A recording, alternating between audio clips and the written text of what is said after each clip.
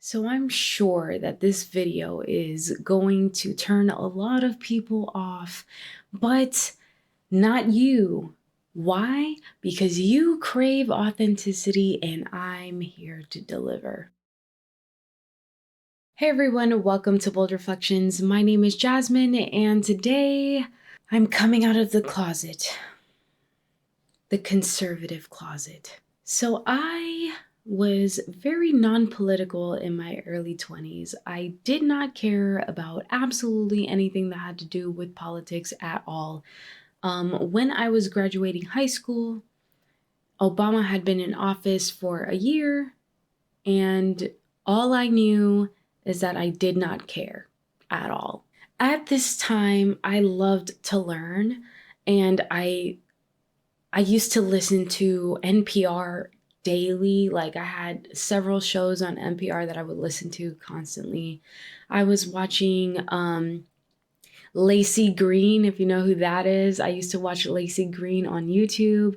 I used to watch like these feminist type videos, but I had no idea that I was being like shown one ideological perspective. And I took that to be like learning reality. But what I didn't realize is that I was being shown one version of reality and not being shown anything else about the other side.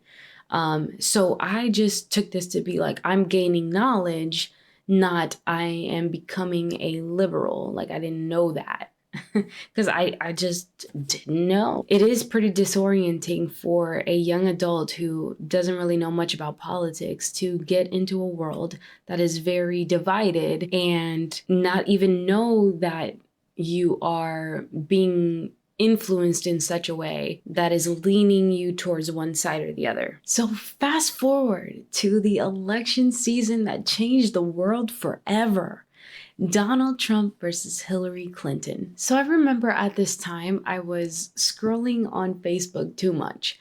And you know what I mean? Like it can mess with your mind, right? If you are on social media too much, it can get in your head in a negative way.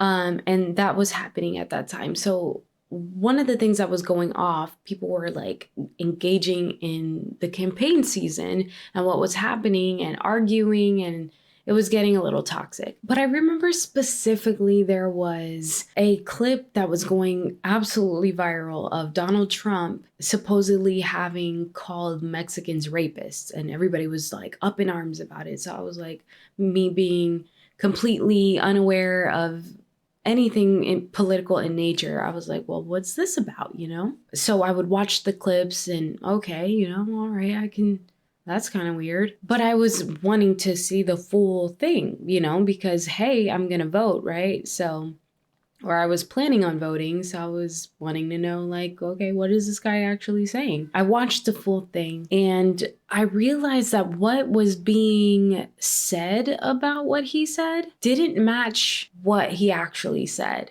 And I remember being so frustrated with Facebook and people's opinions on the matter, because I was like, well, but you guys are just sharing like a clip and they're like making it seem like he said something that really he didn't say. Like he was just talking more about, the crime and the gangsters that are coming over the border, and not really like Mexicans at large. Like it's not like an attack on Mexicans. It was pointing out that we have a problem with some of the people that are coming illegally over the border and causing trouble here. Not to say that Mexicans are bad people. That's not what he was saying. You're misrepresenting that. You guys are sharing a clip that's like out of context in a way. And I just remember being so like, oh, that's so annoying. Like, how can you like, I'm not like a Donald Trump stan or anything, but like, come on. Did you even watch the full video? You're just believing anything? That like blew my mind at the time. I was just like,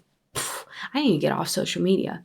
So because of that viral video, I got off of Facebook. I was like so pissed that I just deactivated my account. So as the campaign season continued, I started to realize that the legacy media, MSNBC, CNN, ABC, all the things, they were really anti-Trump. And they would take, just like that viral video, they would take things that he said and like twist it and misrepresent it. And I was just like, oh my God, they're lying. They're actually lying. This is crazy. I was just like, what? The whole time. Like, what? How can you say that? That's wild. And at this time, I'm not conservative. I don't really know that much about the issues. All I could see was that they were not being honest. So I remember Bernie Sanders was in the mix at this time too. And I didn't know who to vote for. Like, I had absolutely no idea which way to go because they're saying horrible things about Trump, but also Clinton is kind of like not it. Like she's kind of weird. And then, but I didn't know much. I just knew that like something was off because they're so obviously lying about Trump, but they're so obviously like in favor of Clinton. And that's just kind of weird to me. And Sanders, they didn't really care for much either. But, you know, he's like, his policies sounded so compassionate, human oriented, like, oh, you know, healthcare for all, free healthcare, everybody deserves free education, all of the things. And so, of course, that sounds good if you are not really understanding some of the complexities behind that. It's easy to hear that and be like, well, that is a compassionate response. So then I start listening to people like Ben Shapiro and Dave Rubin, and they're having these conversations that they're not having on the big networks. And they're not talking about, like, this view is not being presented on, let's say, NPR. So I started to realize, oh, this is what left looks like, and this is what right looks like. Wow, left is everywhere. Like, left is everywhere. It's on social media. It was all over NPR. Like, I just started to see it where I didn't see it before. To me, it was just like, this is reality and they're telling me what is real or whatever. But then I started to see, no, actually, they're putting a big filter on it. And I just didn't realize that before. Then there was the Hillary Clinton deplorables controversy. And that was kind of the deal breaker for me with Clinton. I was just like, I already didn't like you, but then you basically labeled anybody who criticizes the left-wing narrative as deplorable. That was crazy to me. So I was like, okay, this is crazy.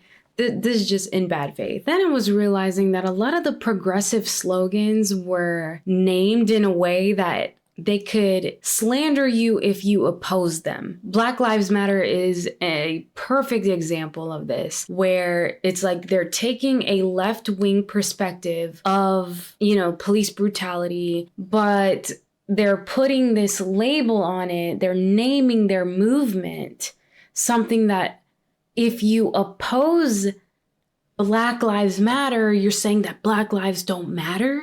And it's like, oh my God, guys, really?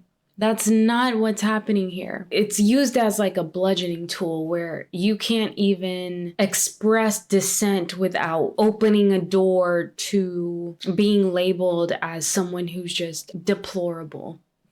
And when it comes to that specific thing, the Black Lives Matter thing, my brain broke when I actually watched Dave Rubin's interview with Larry Elder. Then there was the pro-choice, pro-life debate. And at this point, I really never considered in depth both sides. I don't know. I didn't want to choose a side. I didn't want to say, oh, you know, I'm pro-life or I'm pro-choice, because it was just too like, oh, I don't know. And watching Ben Shapiro's pro-life argument just completely, I was sold. I was already kind of getting there anyway, but that video I think solidified like, okay, wait a minute.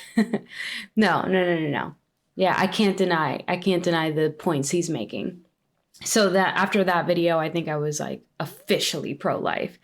And so now I'm becoming this like deplorable. And I'm just like, wow, you know, everything they're saying about Trump and his supporters are straight up lies. It's crazy, and nobody's wanting to even hear the other side of it. So anyway, that's kind of how I got into being a conservative. Now, where are we now? After the Trump presidency, where he was slandered nonstop every day, 24/7, but he did so many incredible things during his presidency that no one will give him credit for. 2020 election season comes, and this is after we experienced the George Floyd summer of rioting. And I was disgusted with the hypocrisy of the left. I was disgusted with the one-sided conversation about George Floyd. I know this is going to piss so many people off, but I really just don't really care at all, because there's so many lies about what happened. And if you even oppose it, the mob comes after you. And it's wild. It's insane. In no way is it okay for any political reason to burn down cities. Like, it's just not.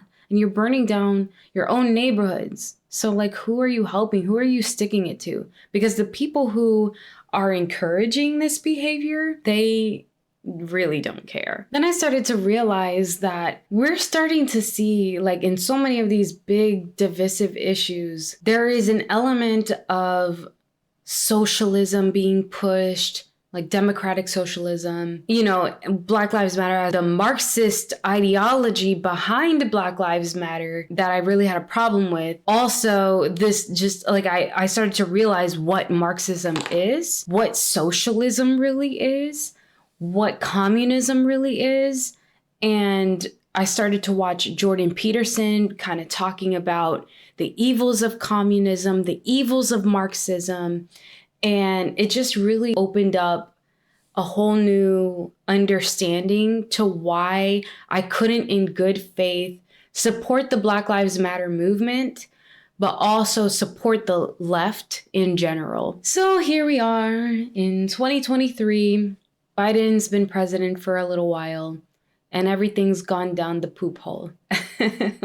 It's bad, guys. It's real bad. And I think that it matters because when you don't have a biblical worldview, you are going to be bombarded, like we all are. We all are bombarded all the time with propaganda, and a lot of it is based in emotions. They manipulate your emotions, right? They got you feeling sorry for the dispossessed.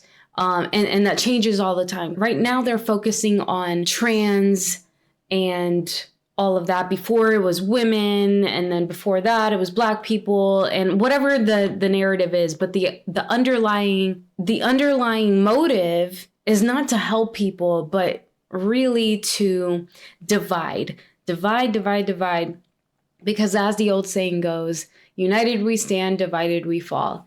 So it's kind of like this like slow death by 1,000 cuts that I'm noticing. And I just cannot support the left in good faith after everything that's gone on, all of the lies. This is, to me, it's bigger than Donald Trump.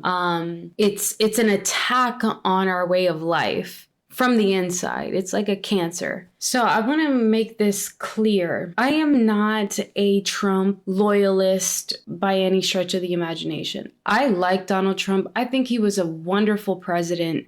I think that it was horrific how he was treated in the media and how so many people were deceived into hating him. I mean, if you think about it, okay, I know it's cliche to compare 1984 by George Orwell to our reality, but so much of the time when Trump was president, the news segments felt like, I forget what they were called in the book, but the hate sessions, you know, they would all get together and just like hate on Goldstein or whatever. That's what it felt like during the presidency. I can recognize all that he did well while still, you know, okay, did you need to tweet that much? Was it necessary? I don't know. I don't think so. I like that he spoke his mind and that he wasn't afraid to upset people. But at the same time, there are things that he did that are worthy of criticism. I did not agree with the lockdowns.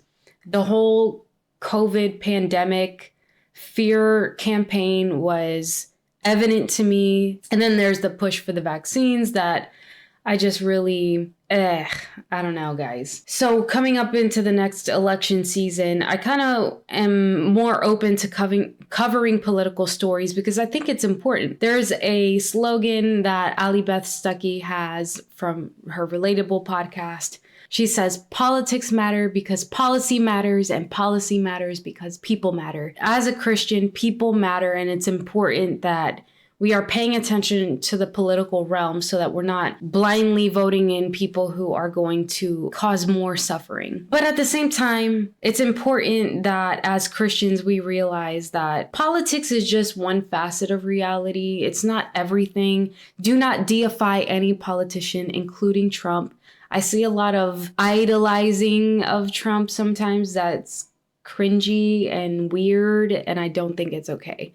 But at the same time, it is important to know what's going on because as we can see, if it wasn't for Trump being in office and if it wasn't for his selection of Supreme Court justices, we would not have overturned Roe v. Wade. It's important who's in office because Roe v. Wade and the issue of abortion is really a moral issue. It's very dark what's happening with the slaughter of the unborn. It's very horrible. Yeah, that kind of stuff really matters, and I want to talk about that more. So this video is definitely kind of a little insight as to where I was politically and where I am now. So that's it. I probably lost half of my support just talking about politics, but authenticity matters. And this is who I am. This is what I believe. And I'm not ashamed to say it. I am not going to side with the right on every single issue. And I'm not going to side with the left on every single issue. But I definitely would consider myself on the right end of the spectrum. The red end of the spectrum. If you haven't seen my video testimony of my journey going from atheism to Christianity, then I would encourage you to check that out too for even bigger context of where I'm coming from when I say the things that I say. All right, so that is all I have for you today. Thanks for joining me, and as always, God bless.